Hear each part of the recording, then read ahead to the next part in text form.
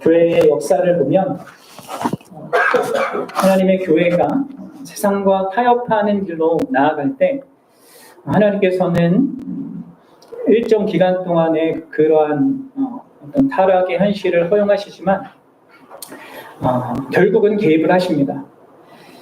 그리하여서 하나님께서 자기의 교회를 또 지키시고 새롭게 하시는 그러한 하나님이심을 보이시죠. 그러한 어떤 예로서 우리가 종교 개혁을 생각해 볼 수 있겠죠. 중세 후기에 이 로마 카톨릭 교회가 크게 부패하였고 사람들에게 면죄부를 나눠주면서 이걸 사면 구원을 얻는다, 연옥에 들어갔어도 빨리 나온다, 뭐 이런 식으로 그 구원론을 왜곡시켰고, 또 성경의 권위보단 이러한 교황의 권위를 더 높게 두는 뭐 이런 식으로 이제 복음의 순수한 것들을 자꾸 희석시켜갈 때 하나님께서 마틴 루터 혹은 장 칼벤 그리고 쯔빙글리와 같은 그런 개혁자들을요 그 지역 곳곳에서 막 일으키셨단 말이에요. 그래서 복음의 순수성을 회복하게 하셨고 그들을 통하여서 복음의 그 핵심과 중심 그리고 성경의 권위 이런 것들을 다시 세우셨습니다. 그렇게 함으로 교회의 타락을 바로 잡았죠. 또 역사가 흘러서 이제 교회가 또 든든하게 세워져 가는 그런 현실을 경험한 게 아니라 또 각 곳곳의 교회들이 또 무너지기 시작했습니다. 특히 이제 17세기에 보면 영국의 이제 국교회들이 교회와 결탁하여서 교회가 이제 국가랑 이제 결탁하여서 어떤 세상 정치에 이렇게 영향을 받고 그것을 또 지지하는 막 그러한 교회의 모습을 갖게 됐습니다. 그때 하나님께서 또 청교도들이라는 그러한 일련의 무리들을 일으키셔서 성경적인 신앙과 그런 거룩한 삶의 회복을 또 갖게 하셨죠. 또 그들이 이제 그 핍박을 피해서 이제 신대륙으로 넘어갔고 그곳에 이제 미국이라는 그 나라를 이렇게 세워가지고 이렇게 되지 않았습니까? 뭐 이런 일들이 역사 내내 계속 있었습니다. 또 여러분 20세기에는요 독일에 있는 교회들이 나치 정부와 타협하면서 그 유대인 말살 정책, 인종 차별 정책에 동조했습니다. 그런데 하나님께서 또 그 교회들 가운데 뭐 보네퍼와 같은 또 칼 바르트와 같은 신학자와 목회자들을 일으키셔서 이 복음의 순수성과 교회다움을 드러내고 나치에 저항하도록 했죠. 이런 일들이 우리 한국 교회 안에서도 있었습니다. 일제 강점기 동안에 일본 정부가 한국 교회에게 뭘 강요했습니까? 신사참배를 강요했습니다. 그 가운데 많은 교회들이 살아남기 위해서 타협했습니다. 하지만 또 하나님께서는 주기철 목사님, 또 손양원 목사님과 같은 이런 또 우리 믿음의 선배들을 또 일으키셔서 그 신사참배를 거부하고 교회의 순수성을, 복음의 순수성을 지키게 하셨단 말이에요. 이처럼 여러분들 하나님께서는 역사 내내 이러한 자기의 교회를 그런 세상과의 타협과 타락으로부터 지키시고 보호하셨고 또 이렇게 함께 해주셨습니다. 교회가 진리를 결국은 떠나지 않도록 끊임없이 역사하시고 교회의 회복과 정결을 위해서 일하셨다는 것이 이 교회의 역사란 말이에요. 어떤 의미에서 이 세상과 타협해가는 이런 교회의 어떤 모습들 있잖아요. 이러한 우리의 죄성과 세상의 분위기와 거기에 야합해서 이렇게 가게 되는 이런 우리의 어떤 모습에 대해서 하나님께서 역사하신다, 하나님께서 끝까지 붙드신다, 결코 놓지 않으신다 라는 것을 보여주는 그 마치 출발점과 같은 내용이 바로 오늘 본문의 내용입니다. 타락해가는 자기 교회를 향한 하나님의 그러한 역사하심, 하나님의 사역, 그것이 오늘 이 본문을 통해서 우리가 확인하게 되는 내용입니다. 우리가 함께 읽은 13장 24절과 25절을 보면 우리는 이 어둠 가운데 있었던 이스라엘에게 곧 구원의 여명이 밝아올 것이라는 그런 기대를 갖게 됩니다. 그렇죠? 특히 하나님의 역사하심이 세 가지의 그 측면에서 드러나고 있어요. 어떻게 드러나고 있습니까? 먼저는 24절의 말씀대로 하나님의 약속이 성취됩니다.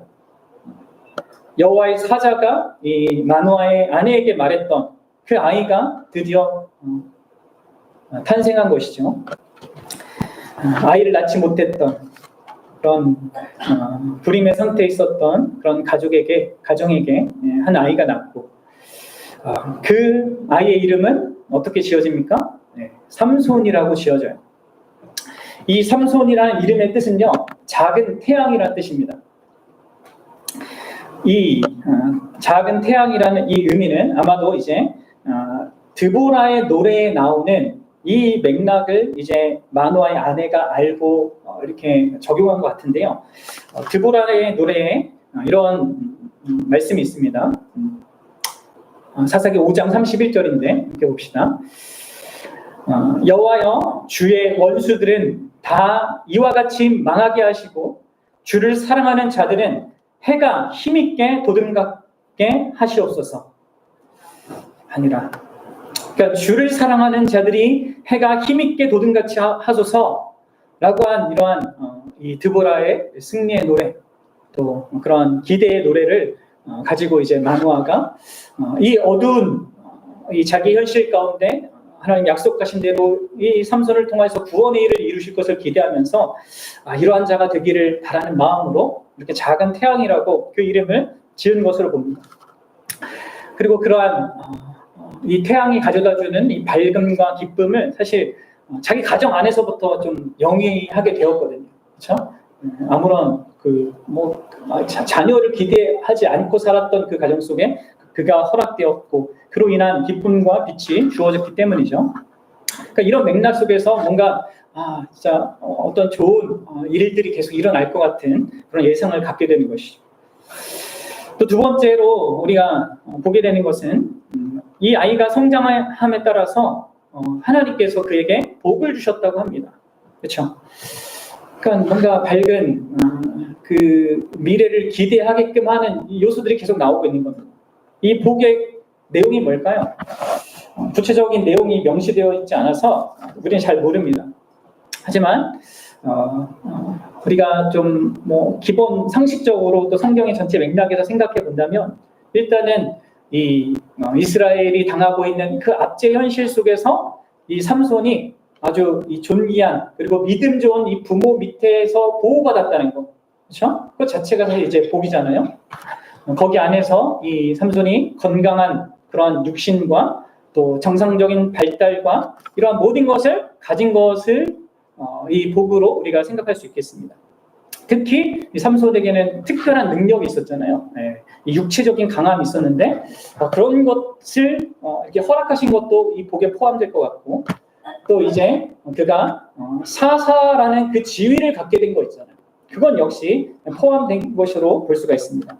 이런 모든 진짜 뭔가 이런 복이 주어지면 우리가 또 뭔가 더 좋은 일 이렇게 기대를 하게 되는데 그러한 일들이 지금 여기에 이제 벌어지고 있는 것이죠.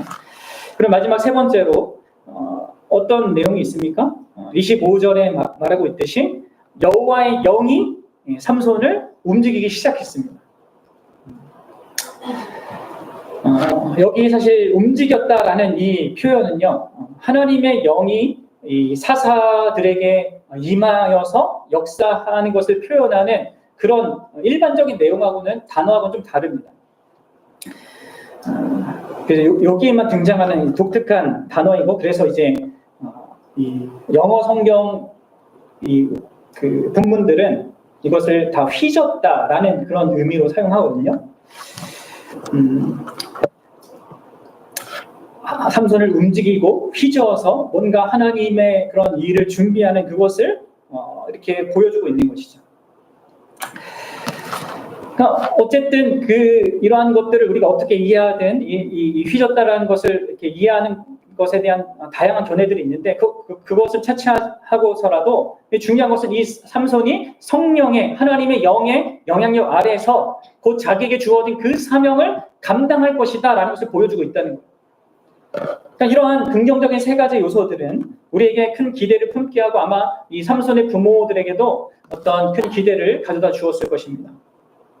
진짜 어두운 이 이스라엘의 시대에 밝은 빛처럼 그가 드러날 것을 기대하게 하는 것이죠. 그런데 우리가 14장부터 마주하게 된 이 삼손의 모습은 어떻습니까? 이러한 기대와는 너무 다른 모습을 보게 됩니다. 삼손은 상당히 충동적이고요. 그리고 우리가 읽지는 않았지만 이후의 내용을 보면 폭력적이에요. 그리고 여자를 너무 밝히고 또 미성숙하며 이기적입니다. 하나님께서는 이러한 이 좋은 가정이 있었는데도 불구하고 어쨌든 이러한 어떤 인품과 그런 이 인격적 결함을 가진 자가 이렇게 등장하고 있는 것이죠. 그리고 하나님은 이 자를 이러한 삼손을 사사로 세웠단 말이에요. 그러니까 또 되게 상당히 어려운 것이 이러한 앞에 성령의 역사가 분명히 있었는데 그것과 연결되는 내용 속에서 이 뭐가 계속 이러한 모습들이 전혀 다뤄지지 않고 자기의 있는 모습 그대로가 드러난다는 것이죠.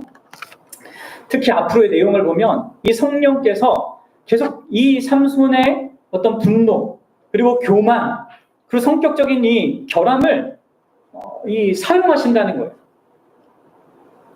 그것들을 마치 거기에 불을 붙듯이 역사를 하시거든요. 그러니까 이런 부분이 사실 이 삼손의 이야기를 우리가 참 이해하기 어렵게 만드는 내용입니다. 이제 그런 부분들을 우리가 이제 좀 살펴볼 건데 여기서 먼저 우리가 함께 좀 생각해 봐야 될 것은요. 이 삼손 이야기가 결혼 이야기로 시작된다는 거예요. 이 14장의 내용은 이 결혼 이야기가 이렇게 앞뒤로 이렇게 크게 이렇게 묶어주고 있고요. 그 안에 하나님의 율법에 대한 순종과 또 하나님이 주신 어떤 지혜와 관련된 이슈가 다뤄지는데 어쨌든 이 결혼이 시작되고 이제 결혼이 끝나는 이야기로 이 14장이 이어집니다. 근데 제가 질문하고 싶은 건 이겁니다. 왜 결혼 이야기가 이 삼손에게 출발점이 되었을까?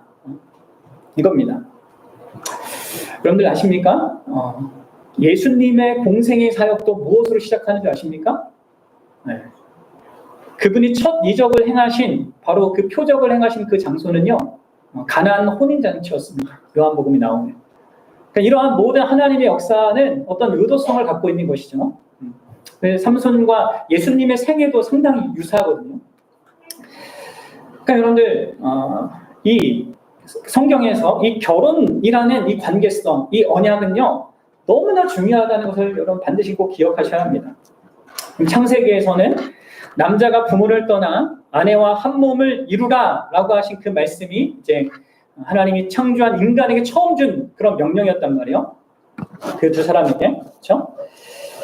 그리고 예수님도 그러한 하나님의 말씀을 이렇게 인용하면서 하나님이 하나 되게 하신 것을 사람이 나누지 못한다면서 이 결혼의 중요성을 말씀하셨단 말이에요. 그리고 디모데전서 5장 8절에도 바울은요, 자기 가족을 돌보지 않는 자는 믿음을 저버린 자며 불신자보다 더 악하다 이렇게 경고했습니다. 그러니까 성경이 말하는 이 결혼의 가치는 너무나 중요한 겁니다. 하나님께서 얼마나 결혼이라는 것을 귀하게 여기시는지 계속 성경이 얘기하고 있단 말이에요. 결혼은 성경에서 이 단순한 관계 그 이상으로 하나님이 설정하신 아주 중요한 결합이고 우리는 이 삼손의 이야기를 통해서 다시 한번 이 주제의 심각성과 그 의미를 생각하게 되는 겁니다. 그럼 그렇다면 왜 결혼이 중요하겠습니까? 왜 결혼이 중요할까요? 그것은 사도 바울이 말한 것처럼 이 결혼이 그리스도와 교회의 그 관계, 그 영광스러운 복된 관계를 반영하기 때문입니다. 구약식으로 얘기하자면 하나님과 하나님 백성 간의 그 관계를 반영해야 하는 것이 이 결혼 관계이기 때문에 그렇습니다. 근데 여러분들 지금 이스라엘 백성들은요, 하나님과 하나님 백성 간의 관계를 반영해야 하는 이 결혼 관계에서부터 문제를 갖고 있는 거예요. 그러니까 그것을 이제 그들의 대표인 이 삼손을 통해서 보여주고 있는 것입니다. 그렇게 함으로 말미암아 지금 하나님과 언약적 관계 속에서 이 하나님과 특별한 관계를 영위하고 있어야 되는 이스라엘이 지금 큰 문제를 갖고 있다는 것을 드러내시는 거예요. 그럼 이해가 가십니까? 삼손은 지금 이스라엘을 대표하면서 동시에 그들의 상태를 있는 그대로 반영하고 있는 그 사사로 드러나고 있는 것입니다. 그러니까 달리 말해서 이스라엘과 유사한 상태를 갖고 있는 그 사사가 바로 삼손인 거예요. 여러분들, 삼손이 이 블레셋 여인을 발견한 곳이 어디였습니까? 딥나라고 하는 장소였어요. 이 딥나는 이스라엘 영토의 한 가운데였습니다. 그런데 그곳에 누가 있어요? 블레셋 사람들이 있습니다. 그것도 여인들이 아주 자유롭게 돌아다니고 있단 말이에요. 거기서 그 여인을 보고 이제 삼손이 반하잖아요. 그러니까 이것은 뭘 얘기해 주는 겁니까? 이 블레셋 사람들이 이스라엘 땅 안에 정착하고 있고 아주 편안하게 일상적으로 살아가고 있다는 것을 보여주고 있는 것입니다. 이는 블레셋이 이스라엘과 얼마나 긴밀하게 관계를 맺고 살아가고 있는지를 단적으로 보여주는 거예요. 블레셋이 이 이스라엘을 지배하고 있었는데도 불구하고 이스라엘은 전혀 거기에 대해서 감각이 없습니다. 거기에 대해 반항하고 거기서 벗어나야 된다는 생각을 하고 있지 않아요. 그저 거기에 순응하며 살고 있습니다. 왜요? 그렇게 하는 것이 평화를 유지하고 자기 생명을 유지하고 삶을 영위하는데 필요하다고 생각했던 거겠죠. 그것이 편한 길이다 이렇게 생각했을 것입니다. 그럼 우리도 그렇지 않습니까? 그럼 죄 가운데 우리가 살 때는요 편합니다. 그게 누구나 그렇게 살고 내 마음의 죄성도 그것을 쉽게 편하게 여기기 때문에 죄 가운데 살아가는 것이 편해요. 쉽습니다. 근데 여러분들 복음이 들리고 복음 때문에 갖게 된 그 하나님에 대한 이해, 그 하나님과의 관계 속에서 갖는 나의 어떤 정체성이 달라지면 그 다음부터는 불편해지는 것입니다. 힘들어지는 것이죠. 또 어떤 의미에서 버겁다고 느껴지기도 하는 거예요. 왜냐하면 이제 내 안에 있는 이 죄성이 또 반항도 하고 주변에 있는 사람들 다 그냥 죄 가운데 사는데 이제 뭔가 달리 해야 된다고 생각하니까 그게 이제 어렵고 힘들다고 느껴지는 것입니다. 그래서 어떻게 해요? 많은 사람들이 많은 심지어 신자라 하는 사람들이 적당히 이 이스라엘 백성처럼 세상과 타협하면서 자기 마음의 평안 여러 가지 이유를 붙여가면서 어쩔 수 없다고 하면서 그렇게 타협하게 되는 것이죠. 지금 이 이스라엘 상태가 그랬다는 거예요. 그래서 이 블레셋의 영향을 계속 받으면서도 반항하지도 않고 심지어 하나님께 구해달라고 부르지도 않습니다. 예속 생활을 받고 있으면서도 전혀 문제의식을 느끼지 못하고 있는 거예요. 오히려 그 예속 생활에 대해 균열을 가져다 줄 이 삼손을 문제하러 이렇게 생각할 정도로 그런 안 좋은 영적 상태를 갖고 있는 것이죠. 근데 어쨌든 이 삼손이요 그렇게 이들 중에 거하면서 이 삼손은 뭐 그런 분위기 속에서가 아니라 그냥 자기의 어떤 이 인간적인 그 욕망 속에서 이 한 블레셋 여인과 결혼할 생각을 한 것입니다. 그리고 그것을 삼손 자체도 문제의식을 갖지 않았어요. 근데 그게 너무나 당연했으니까. 그러니까 이스라엘의 분위기가 이 블레셋 사람들과 결혼 관계를 맺고 그들로 어떤 혜택을 갖는 것 이것을 아무렇지 않게 여긴 것입니다. 그리고 그것은 어떤 의미에서 이스라엘 백성들에게는 이 피지배국이었잖아요. 그러니까 지배국의 이러한 자들과 결혼 관계를 맺는다. 그건 뭡니까? 일종의 신분 상승의 이런 사달이었던 것이죠. 그러니까 이런 것 속에서 오히려 이게 추구할 만한 그런 내용이었던 거예요. 그리고 그렇게 이런 분위기가 이러한 이 이스라엘의 그런 분위기가 되면 될수록 이스라엘은 어떻게 되어가겠습니까? 점점 블레셋이 갖고 있던 그런 그들의 가치 체계, 그들이 갖고 있던 문화적인 그런 풍습, 그리고 그들이 소유했던 추구했던 우상들, 그것들을 받아들이고 순응했을 것입니다. 그런 가운데 이스라엘은 점점 자신들만의 고유한 그런 문화들, 자신들만이 갖고 있었던 그런 자기만의 어떤 모습들, 오직 여호와 하나님만을 섬김으로 말미암아 가질 수밖에 없었던 그 독특한 신약의 말로 표현하면 거룩함이 있잖아요.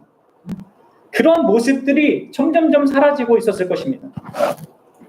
그러니까 이스라엘은 지금 이제 블레셋과 너무나 동일한 그런 모습을 가진 그 상태가 되어버렸던 것입니다. 이것은 하나님과의 언약 관계를 소홀히 하고 자기 눈에 보이는 대로, 자기 판단에 옳은 대로 행동함으로 말미암아 나타난 끔찍한 결과였단 말이에요. 여러분들, 우리가 이 뒤에 이제 유다 사람들이 삼손에게 반응한 것을 보면서 확인하겠지만, 이 유다 사람들조차도 세상에 그냥 쉽게 타협버렸어요. 그럼 생각해 보셔야 됩니다. 사사기 1장에서 유다는요, 제일 먼저 하나님의 그 약속을 믿고 이 이방 민족과 전쟁을 벌이려 이렇게 선두에 섰던 그 민족이었단 말이에요. 그래서 승리까지 얻었습니다. 근데 그들이 지금 블레셋이 자기를 다스리는 것을 그냥 현실로 받아들이고 있어요. 그리고 그 안에서 이방인과 결혼하는 이러한 모든 것들 당연하게 여기고 있는, 삼손이 그렇게 한다 하더라도 거기에 대해서 문제를 전혀 제기하지 않는 상태였단 말이에요. 사랑하는 여러분, 왜 하나님께서 이 이스라엘 백성에게 이 이방 민족과 혼인 관계를 맺지 말라고 하신 것입니까? 하나님이 인종차별주의자라서 그럽니까? 아니죠.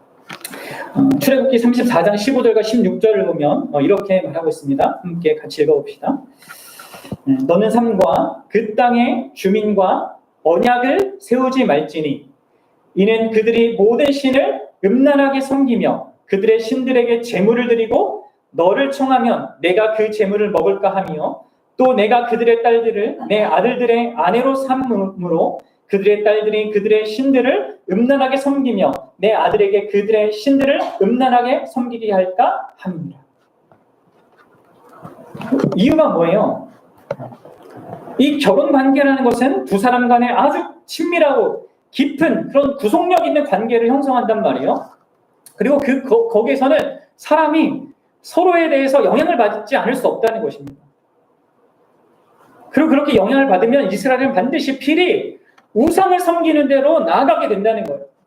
우리의 연약함과 이 죄성 때문에 그렇게 된다는 것이죠. 그래서 안 된다, 이렇게 하나님께서 말씀하시는 겁니다. 인종의 그런 문제가 아닙니다. 하나님과의 관계 때문에 그렇다는 것이죠. 그리고 이런 원리는 신약에도 그대로 적용된단 말이에요. 우리 고린도후서 6장 14절부터 16절 함께 봅시다. 고린도후서 6장 14절부터 16절 시작. 너희는 믿지 않는 자와 멍에를 함께 맺지 말라. 의와 불법이 어찌 함께하며 빛과 어둠이 어찌 사귀며 그리스도와 벨리알이 어찌 조화되며 믿는 자와 믿지 않는 자가 어찌 상관하며 하나님의 성전과 우상이 어찌 일치가 되리요. 우리는 살아계신 하나님의 성전이라. 이와 같이 하나님께서 이르시되 내가 그들 가운데 거하며 두루 행하여 나는 그들의 하나님이 되고 그들은 나의 백성이 되리라. 이 출애굽기와 같은 맥락이죠. 그러니까 신앙이 다른 사람과 이 결혼 관계라는 이 긴밀한 관계를 맺지 말아야 되는 이유로 뭘 얘기하고 있습니까? 그 결혼 관계는 하나님에 대한 우리 관계, 하나님과 우리 관계의 그 언약적인 이 관계, 우리가 마땅히 하나님께 드려야 될 충성과 사랑을 심각하게 약화시키고 파괴시킨다는 거예요. 그래서 믿는 자와 함께 멍에를 맬 수 없다, 이렇게 얘기하는 것입니다.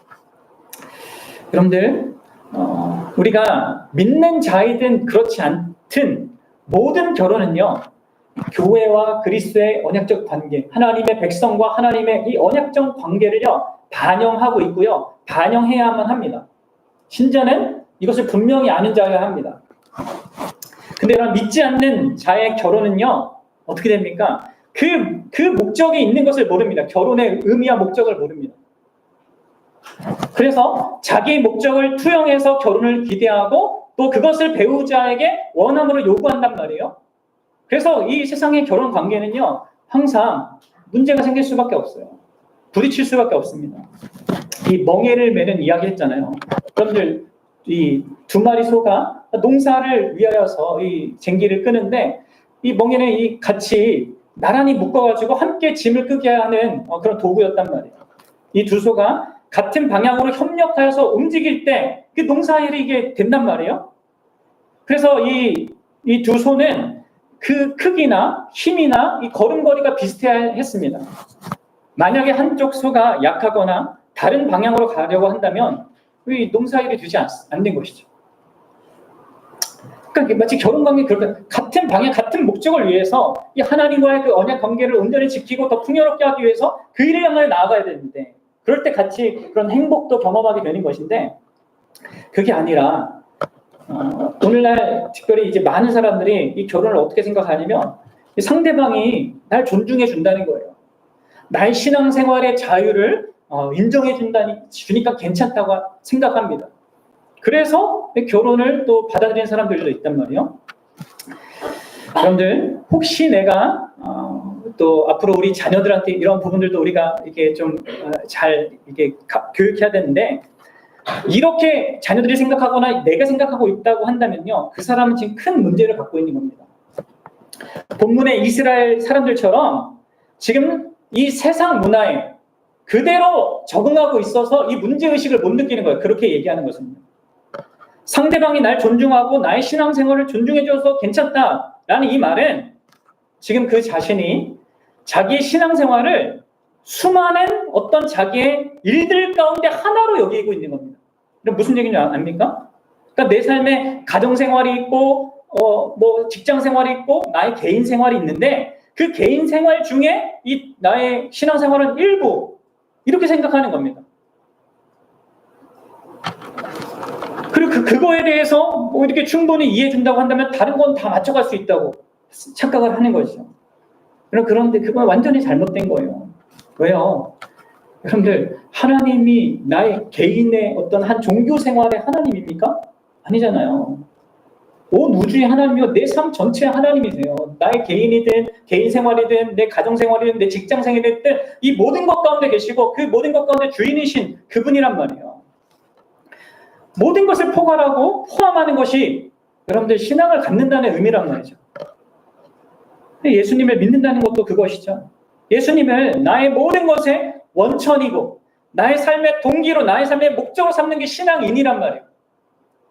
그런 것 속에서 자기 삶을 이해하고 자기 가정을 이해하고 사회생활과 이 교회 상황을 이해해야 되는 것이죠. 그게 여러분들 바른 신앙인데, 그럼 만약에 그런 자가 진짜 자기 삶의 중심이 예수 그리스도다, 그런 자가 그렇지 않은 자와 함께 산다는 것은요, 갈등을 피할 수가 없는 겁니다. 그리고 가장 결정적인 부분에 있어서는요, 이 자기 삶의 중심이 이 예수님이 아니고 나인 사람과 늘 부딪힘을 경험할 수밖에 없는 거예요. 그래서 여러분, 성경은 우리 믿는 자들에게 알면서도 의도적으로 불신자와 결혼하지 말라고 권하는 것입니다. 물론 우리가 이미 이건 모르고, 이런 하나님의 뜻을 모르고 이미 불신자와 결혼했다라면 이혼하지 말고 부부 사이를 적극적으로 좋게 해서 이 섬김을 통해서 그를 믿는 자로 이끌라고 성경은 말합니다. 근데 이처럼 이 결혼이라는 것을 모든 것들을 영위하고 또 하나님 중심으로 가야 되는 거기 때문에 이런 부분에 있어서 우리는 명확한 이해를 갖고 있어야 돼요. 그래서 여러분들, 여기에서 우리가 정말 중요하게 여겨야 될 것은요, 이러한 이 맥락 속에서 이 정말 내가 지금 나는 이러한 결혼에 대한 성경적인 그 관점을 갖고 있는가라는 것입니다. 이걸 물어봐야 되는 것이죠. 또 정말 그리스도와 교회의 그 아름다운 관계를 드러내는데 내가 이 가정에서 힘쓰고 있는가, 이것들을 진짜 물어봐야 합니다. 왜냐하면 여러분들, 이 결혼 관계야말로 내가 하나님과 올바른 관계에 있다는 것, 예수 그리스도와 올바른 관계에 있다는 것, 특히 내가 이 세상과 타협하지 않고 있다는 것을요, 가장 실질적이고 또 가장 생생하게 확인할 수 있는 그 영역이란 말이에요. 그래서 여러분들, 이 삼손의 이러한 역할이 이런 결혼이라는 것으로 시작하는 겁니다. 그리고 이것이 이제 확장돼서 교회적으로 생각해야 되는 것이죠. 과연 우리 교회도 이 세상과 어떤 관계를 맺고 있는지, 이스라엘이 블레셋과 전혀 다르지 않는 모습으로 블레셋화 되어 갔듯이 우리 교회는 그렇지 않은가, 이걸 돌아봐야 됩니다. 정말 세상과 구별된 그런 참된 모습을 갖고 소유하고 있는가, 아니면 세상과 구분이 없는가, 그런 어떻습니까? 여러분들이 다니고 있는 어떤 직장과 어떤 모임과 이런 것과 이 교회의 모임이 같습니까? 다릅니까? 거룩한 어떤 모습을 영위합니까? 마이클 윌콕이라는 이러한 목회자 이렇게 얘기했어요.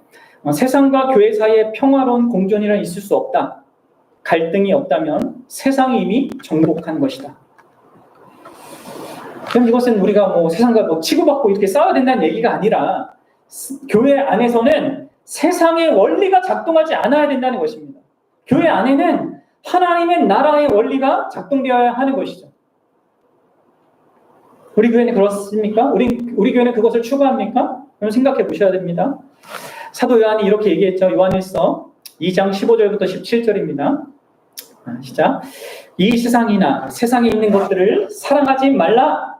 누구든지 세상을 사랑하며 아버지의 사랑이 그 안에 있지 아니하니 이는 세상에 있는 모든 것이 육신의 정욕과 안목의 정욕과 이생의 자랑이니 다 아버지로부터 온 것이 아니요 세상으로부터 온 것이라.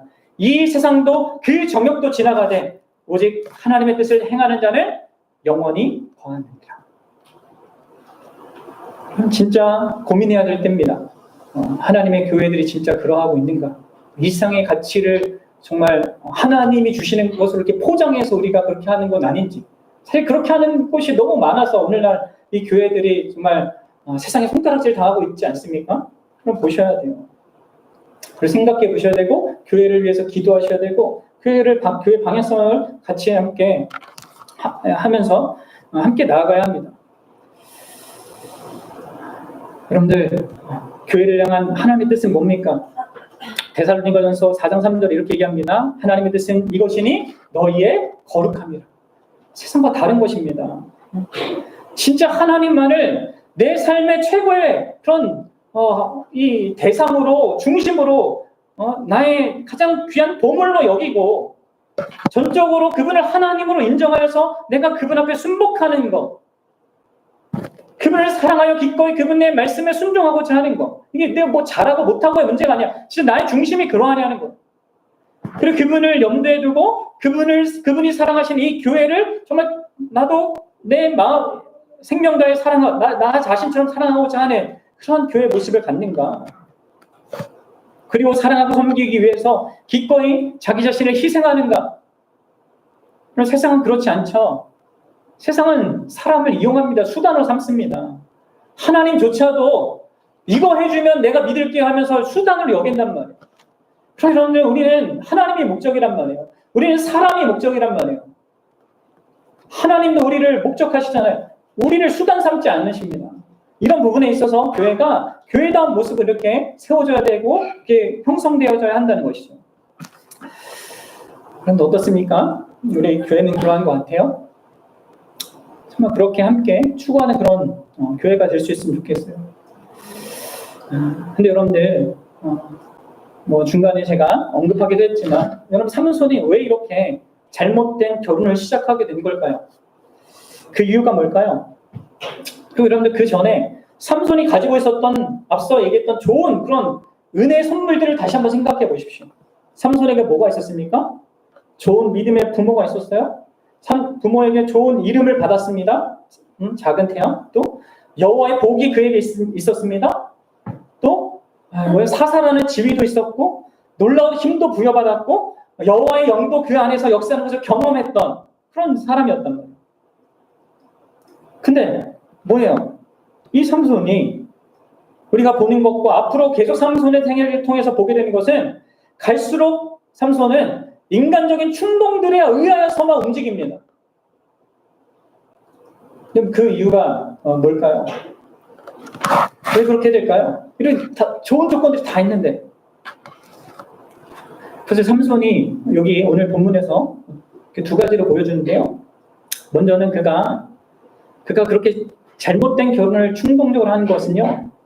그가 자기 눈에 좋을 대로 판단하고 행동했기 때문입니다. 자기 눈에 좋을 대로. 여러분들 3절을 한번 읽어봅시다. 3절입니다.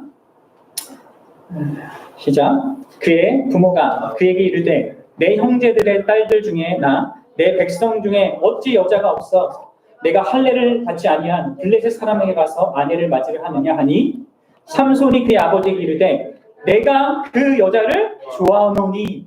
여러분들 여기 보세요. 여기서 나오는 내가 그 여자를 좋아한다. 이 말은요. 이제 개역개정이 의역을 한 겁니다. 이걸 직역해서 제가 이렇게 설명하면요. 그 여자가 내 눈에 옳습니다. 이거예요. 내 눈에 그 여자가 좋아요, 옳아요. 여러분들, 이게 어디서 많이 보던 표현이죠? 뭐요? 사사기 17장 6절. 사사시대에 이스라엘 백성이 타락한 근원적인 이유를 이렇게 얘기하는 거예요. 뭐요? 그때에는 이스라엘에 왕이 없으므로 사람마다 자기 소견에 오른 대로, 자기 눈에 오른 대로 행하였더라. 그럼 이스라엘 백성들의 그 모습을요, 지금 사사 삼손이 그대로 드러내고 있는 것입니다.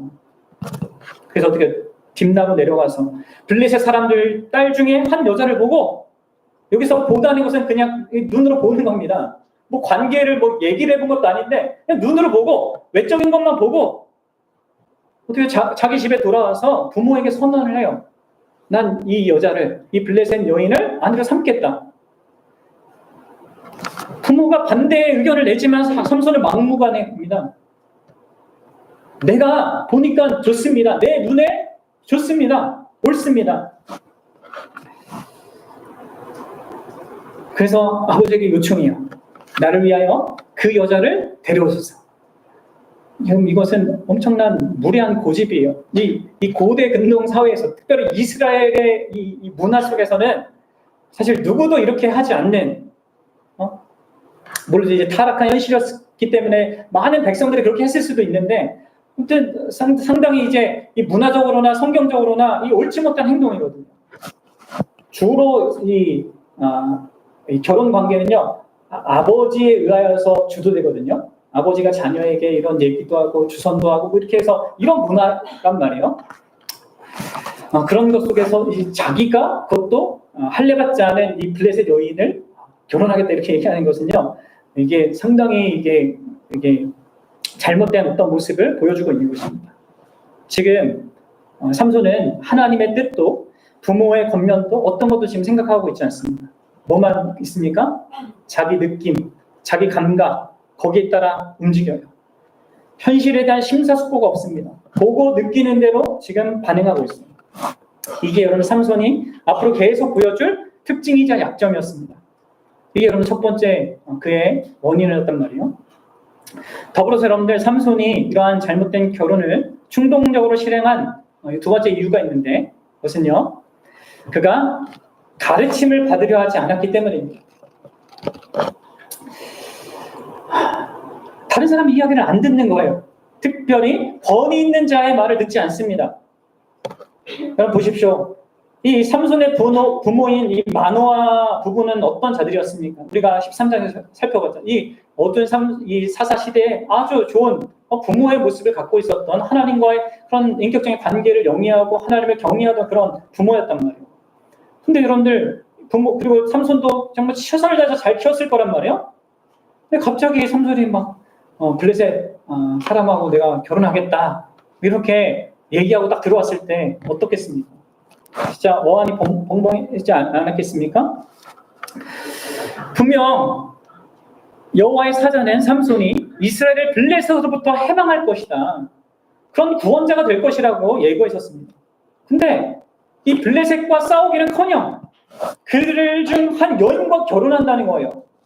여러분들 얼마나 충격적이겠습니까? 그래서 부모가 이제 3절 상반절에 나와 있는 그 말을 하죠. 아니 삼손아, 이스라엘 형제들의 딸들이 있는데 왜 할례받지 않는 이 블레셋 사람 중에 아내를 맞으려 하려고 하느냐.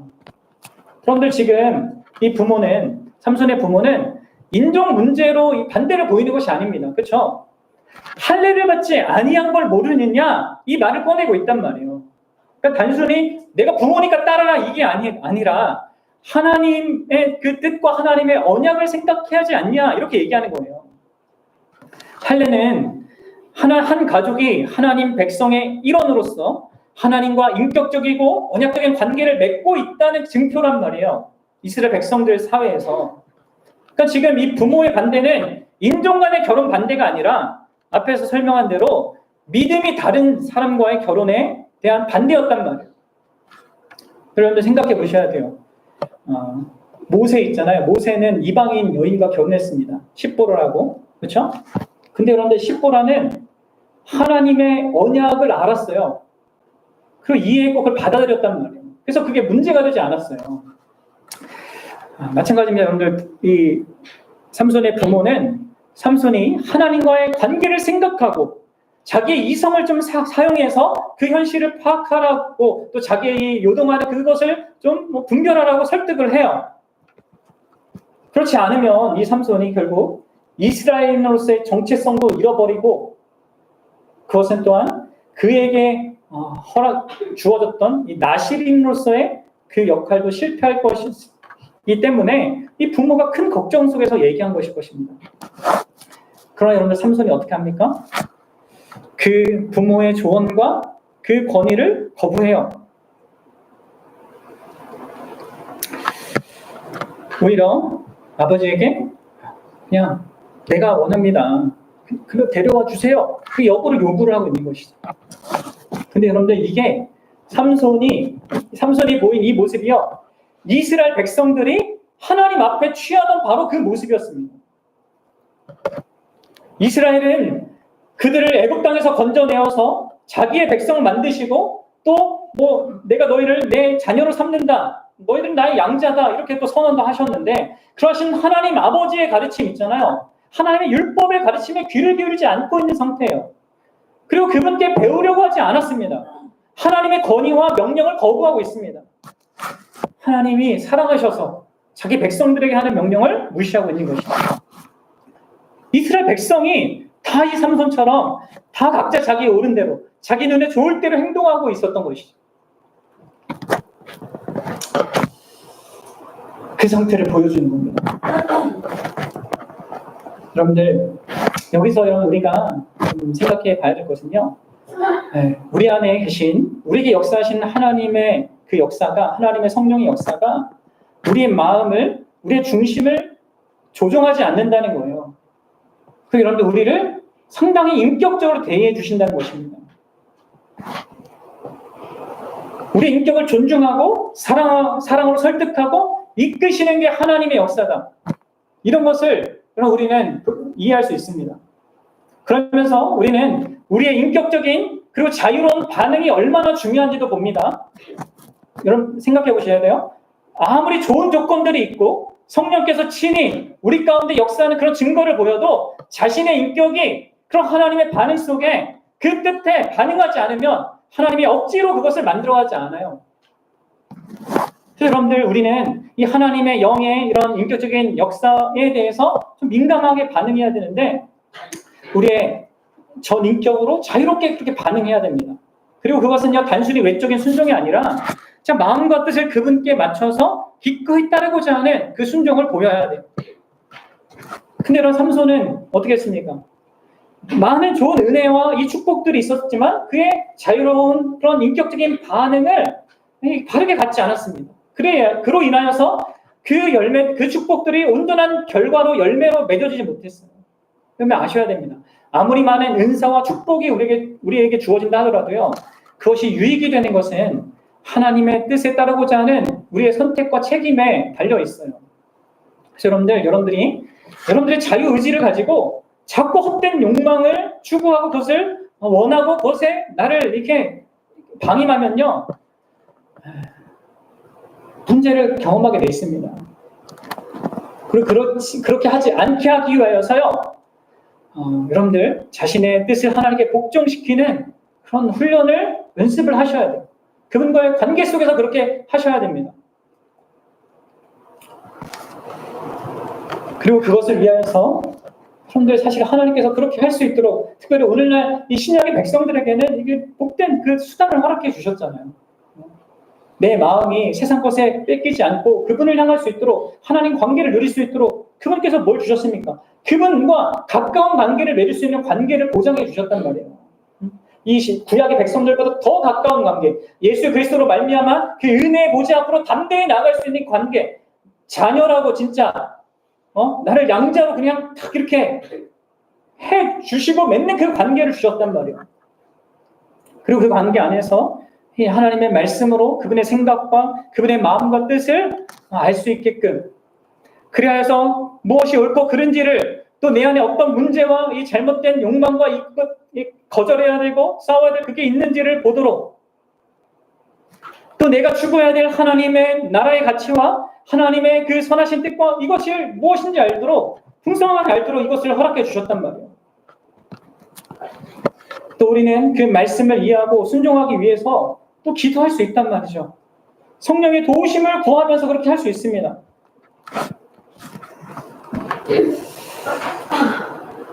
여러분들 시험에 들지 않기 위해서 기도하셔야 됩니다. 예수님이 주기도문을 통해서 우리에게 말씀해 주시잖아요. 시험이 있습니다. 그리고 우리는 시험에 들 수도 있어요. 근데 여러분들 삼손은 시험에 들지 않게 기도하지 않고요. 언제 기도하시는지 아십니까? 곤란한 상황이 왔을 때만 거기서 건져달라고 그렇게 기도한단 말이에요. 물론 그런 기도도 필요하고 하나님 들으십니다. 하지만 우리는 시험에 들지 않도록 날마다 기도해야 돼요. 그리고 여러분들 우리에게 하나님이 또 뭘 주셨어요? 공동체를 주셨습니다. 그래서 여러분들의 공동체의 겉면에 귀를 기울여야 합니다. 그럼 망하는 사람들은요, 이 하나님의 은혜를 받고도 그것을 영위하지 못하고 정말 이 세상과 타협하면서 허덕이면서 그렇게 살아간 사람은 이 공동체의 겉면에 듣지 않아요. 삼손이 자기 부모의 말에 전혀 귀를 기울이지 않았던 것처럼 여러분들 우리를 사랑하여 말씀으로 우리를 일깨우고자 하는 그 지체의 겉면을 듣고 자기 생각과 그러한 잘못된 그런 뜻을 어떻게 고쳐야 하는 것입니다. 그럼 이런 부분들을 우리가 생각해 봐야 되는데요. 마지막으로 이제 결론적으로 아마 이 부모, 이 삼손의 부모는 그 마음이 크게 어려웠을 것입니다. 이스라엘의 타락을 어떤 의미에서 있는 그대로 반영하는 이 삼손의 모습을 보면서 참 힘들었을 거예요. 근데 여러분들 우리는 여기서 4절과 같은 놀라운 말씀을 발견하게 됩니다. 우리 4절 읽겠습니다. 시작. 그때 블레셋 사람이 이스라엘을 다스린 까닭에 삼손이 틈을 타서 블레셋 사람을 치려 함이었으나 그의 부모는 그 일이 여호와께로부터 나오는 것인 줄을 알지 못하였다. 여러분들 개역개정 오늘 우리의 성경책을 보면 이게 번역이 조금 아쉽게 됐습니다. 삼손이 틈을 타서 블레셋 사람을 치고 했다라고 말하면서 이 삼손이 앞에 했던 모든 행위들을 일부러 행한 것이라고 이렇게 이해할 수 있게끔 이 번역이 됐어요. 근데 하지만 이것은요 좀 잘못된 번역이라고 할 수 있습니다. 오역된 거예요. 그래서 여러분 새 번역에서는요 이것을 이렇게 번역하고 있어요. 한번 보세요. 그의 부모는 주님께서 블레셋 사람을 치실 계기를 삼으려고, 그러니까 주님입니다. 주어가 삼손이 아니라 주님께서 블레셋 사람을 치실 계기를 삼으려고 이 일을 하는 줄을 알지 못하였다. 이겁니다. 그러니까 지금 사사기의 이 저자가 이 사사시대에 일어나고 있는 그 사실에 대해서 자기 해설을 지금 덧붙이고 있는 거예요. 뭡니까? 이 모든 일이 우연히 있는 것이 아니라 하나님께서 이스라엘을 구원하기 위하여 행하시는 것 속에 있는 하나님의 주권 속에 있는 일이라는 것입니다. 그럼 그렇다고 해서 여러분들 오해하지 말아야 될 것은 하나님께서 삼손을 이렇게 만든 게 아닙니다. 그리고 우리는 삼손의 이 행위를 정당한 것으로 생각해서도 안 됩니다. 다만 뭡니까? 하나님은 이 삼손의 잘못을 사용하신다는 거예요. 그것을 정당화한 것이 아니라 그 잘못을 사용하셔서 자기의 구원의 뜻을 이루시는 겁니다. 하나님은 이 삼손의 약점들을 사용하실 것입니다. 그래서 하나님의 백성이 세상과 타협하고 있고 점점 세상화되고 있는 그것을 끝내실 것입니다. 하나님은 삼손이 이 블레셋 사람들과 맺은 그 친분, 여자를 좋아하는 이 성향, 이 복수심, 그리고 혈기 이런 것들을 사용하셔서 이스라엘과 블레셋 사이를 대립하게 만들 거란 말이에요. 이 삼손의 약점들 때문에 이 두 나라 사이에는요 엄청난 균열이 생길 것입니다. 그리고 마침내 이 두 나라가 분열하게 됩니다. 이것은요 자기 백성을 향한 하나님의 사랑에 기인한 것이에요. 그리고 어떤 의미에서 이스라엘이 모르고 있었고 이스라엘 부모도 생각도 못했고 심지어 삼손 자신도 전혀 생각하지 못했던 그런 하나님의 구원의 방식이었습니다. 그렇게 하여서 하나님은요 자기 백성의 이 구별됨을 완전히 잃지 않게 만드시는 거예요. 여러분들 팀 켈러 목사님이 이 부분에 대해서 이렇게 얘기했습니다. 하나님은 항상 하나님의 언약 약속들에 무조건적으로 헌신하신다. 하나님은 그들을 사랑하시고 그들에게 유업을 주시고 그렇게 하시겠다는 서약을 절대 깨뜨리지 않겠다고 약속하셨다. 여기서 하나님은 하나님의 약속들에 신실하셔서 그들의 죄에도 불구하고 약속들을 지키실 뿐만 아니라 심지어 그들의 죄를 통해서도 약속들을 지키신다. 하나님은 그들의 죄성을 사용하셔서 해방시키신다. 우리 약함과 죄를 사용하셔서도 하나님은 우리를 죄에서 구원하십니다. 이게 놀라운 거죠. 우리가 할 수 있는 것이 하나님이 하시는 것이고요. 그것의 궁극적인 예가 뭡니까? 바로 예수 그리스도의 십자가입니다. 예수 그리스도를 죽이려는 모든 인간의 그 자유롭고 죄악된 그 선택들을요, 하나님이 사용하셨습니다. 그래서 어떻게 하십니까? 그런 자유롭고 죄악된 선택들을 하는 우리로부터, 우리 자신의 죄로부터 우리를 구원해요. 예수님을 죽임에 넘긴 그 사람들의 죄는 큰 죄이고 큰 악을 저지른 것이 맞습니다. 하지만 하나님은 그 악함을 자기 구원의 목적을 위하여서 사용하신단 말이에요. 그렇게 주관하신단 말이죠. 그렇게 하여서 우리가 우리 죄와 그 죄로 형성된 이 세상과 그 세상과 이 죄를 이용하는 사단으로부터 타협하며 살지 않고 계속 껄끄러운 관계 속에서 대립하며 살도록, 더 나아가 오직 하나님과 언약한 존재로 오직 하나님만을 위하여 사는 존재로 살게 하기 위한 그 일을 하시는 겁니다. 그리고 그것의 목적을 위하여서 십자가를 감당하신 거예요. 사랑하는 여러분, 오늘날 교회는 우리 자신이 이제 예수 그리스도와 함께 뗄래야 뗄 수 없는 그 새 언약 관계 속에 살아가는 자들입니다. 우리는 이것을 잊지 말아야 돼요. 그리고 예수님께서 어떻게 이 생을 사셨는지를 보셔야 됩니다. 삼손과 동일한 어떤 가정 배경과 어떤 하나님의 좋은 축복들이 있었잖아요. 근데 여러분들, 예수님은 삼손과 달리 정말 온전한 삶을 사셨어요. 정반대의 삶을 사셨죠. 자기 소견에 오른 대로가 아니라 언제나 우리가 요한복음을 통해서 배우듯이 항상 아버지의 뜻을 따라서 아버지를 공경하면서 아버지께 순종하면서 그렇게 사셨단 말이에요. 그래서 죽기까지 순종했어요. 십자가 죽기까지. 왜 그렇게 하셨습니까? 하나님의 뜻과 상관없이 살아가는, 자기 소견대로 살아가는 우리를 그 죄 가운데 살아가는 우리를 건져내고 그 결과인 사망에서 건져내서 이제는 더 이상 그 죄 가운데 살지 않고 세상에 타협하며 살지 않고 사단에게 속으며 살지 않고 하나님 아버지를 기쁘시게 하는 것을 위하여 살 수 있게끔 하도록, 그래서 그분이 우리를 십자가로 의롭다 하시고 우리를 자녀 삼으시고 우리에게 성령을 주셔서 그렇게 거룩한 삶을 살 수 있도록 우리에게 모든 것을 공급해 주시는 분으로 계시다는 거예요. 자, 여러분, 이스라엘 시대는 적어도 그들이 세상과 같아지는 것을 막음으로 자기의 자비를 드러내셨고 은혜와 긍휼을 베푸셨지만, 오늘날 우리 교회에 대해서는요, 하나님이 더 큰 목적을 갖고 계시고 그 목적하신 우리는 또한 더 드러내야 된다는 것을 기억하셔야 됩니다. 여러분들, 하나님은 우리 각 사람이 하나님 아들의 형상을 완전히 담기를 바라십니다. 그리고 거기에 미치지 못하는 것을 만족하지 않으십니다. 그리고 그분은 자기의 목적을 포기하지 않으실 것이고요.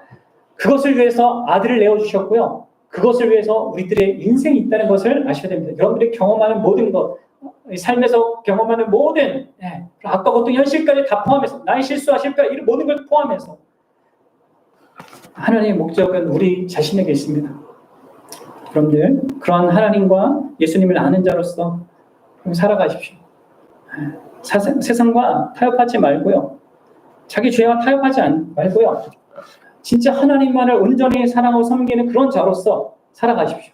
그것을 자기의 가정 안에서부터, 그리고 교회 안에서부터 누리고 또 그것을 세상에 드러낼 수 있는, 그래서 그리스도와 우리의 그 관계를 정말 잘 드러내어 그분을 영화롭게 하는 우리 모두가 되기를 주의 이름으로 축원합니다.